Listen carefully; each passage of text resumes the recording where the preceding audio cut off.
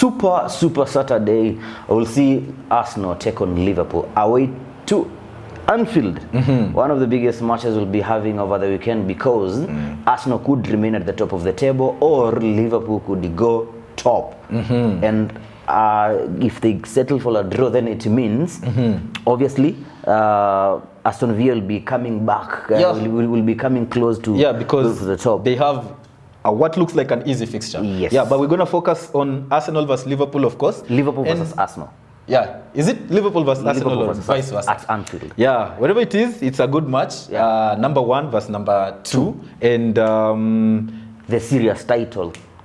It's two teams on form. Yep. And it will be good to see. And just a reminder, this is going to be our feature match in our preview. Yep. And we will see how it goes. But now we are picking the best 11 that could have been or that could be for these two teams.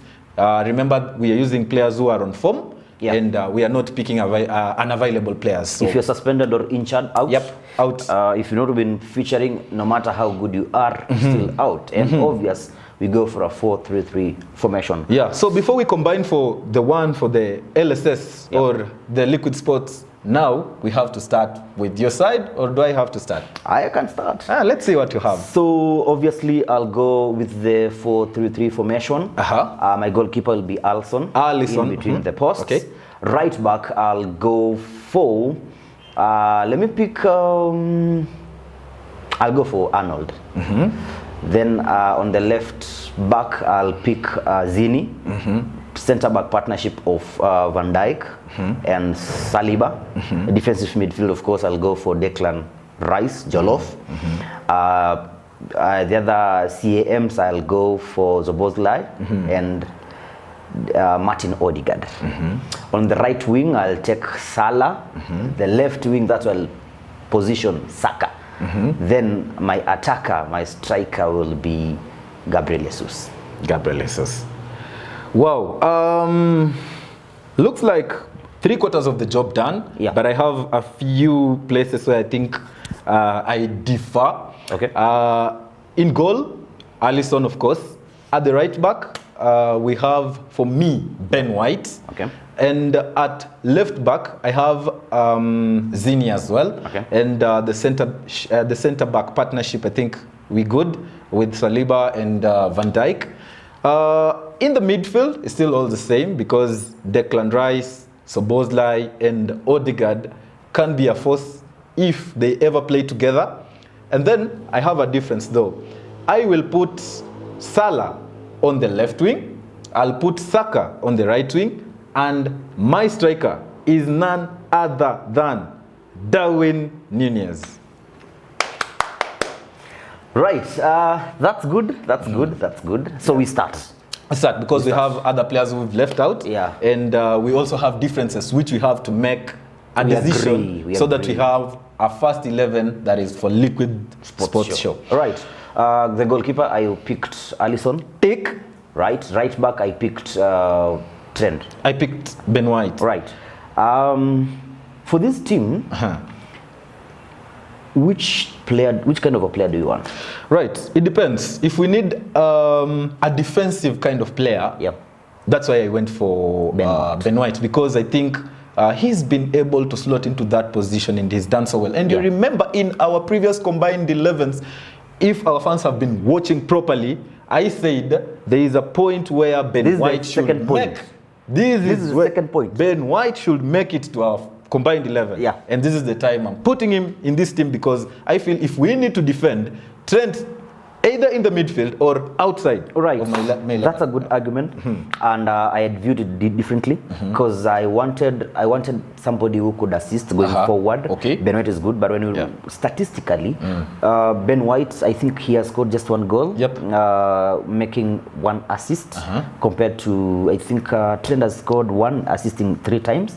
But now, your point of saying you need somebody who defends rather than attacks, let's settle for Ben White. Without argument. It will also come in, especially when we are picking our RW, because you will see it when we come to the it. reasons to why I adjusted immediately to your argument, it's because of the attackers we have. Because it's either Salah or Saka. That means whatever you have it is, enough attack. exactly. You don't need someone to keep on to attack pushing. So more. Ben White. We agree.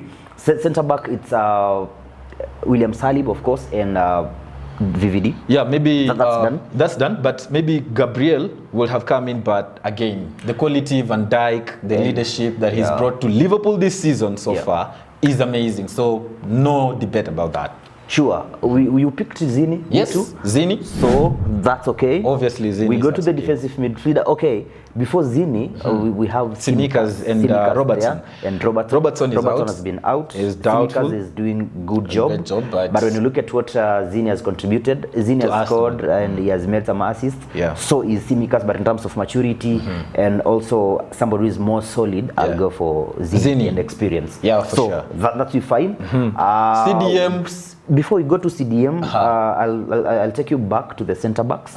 We had you mentioned Gabriel, and Konate. I'll mention Konate, who has not, and Matip.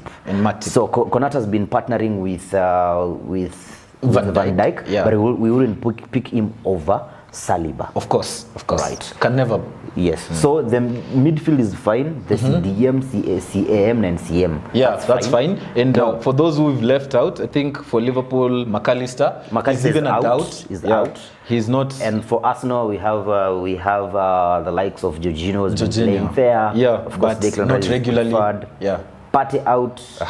And also we have Kai Havertz has been playing in the midfield. Yeah, I feel like Kai Havertz has done so well. He could have slotted into this team. Only that the options that we have are good enough and are better than him. Maybe if he makes the bench, because he has turned around his form, and I really like that for Kai Havertz. Yeah. We have Endo for Liverpool. Still, you wouldn't pick him over the three lads. He hasn't played much. Yeah, now the fight begins. RW, LW, and striker. Okay. For this, gonna make it easier because we just need to agree. Because I picked Salah. You picked Salah, but in a different position. So is Saka. And Saka have been playing the right wing. Yeah, most of them. Yeah, actually, Saka all this season has played there. Apart from maybe tactical change when we need like for 15 minutes to switch. So I think we need to settle this. What we can do is our team can be made with dynamism in a point where if Saka feels like in the next 10 minutes I can play well there. So we can leave that. Yes. But we leave it to fans. Yes. If you have to pick Salah and Saka, where will you pick the two in the same team? Right wing is or it left wing? Exactly. Yeah. Now, and also, we left some few players out Martinelli on the left. Martinelli and Diaz. We left Trossard and Diego Jota, who also plays on the wing sometimes. Yeah. Wow. I feel bad, not even just because I don't support Arsenal, but I still feel bad that we left out Martinelli. Although Martinelli is so good, but then again so with good Salah this season. Saka.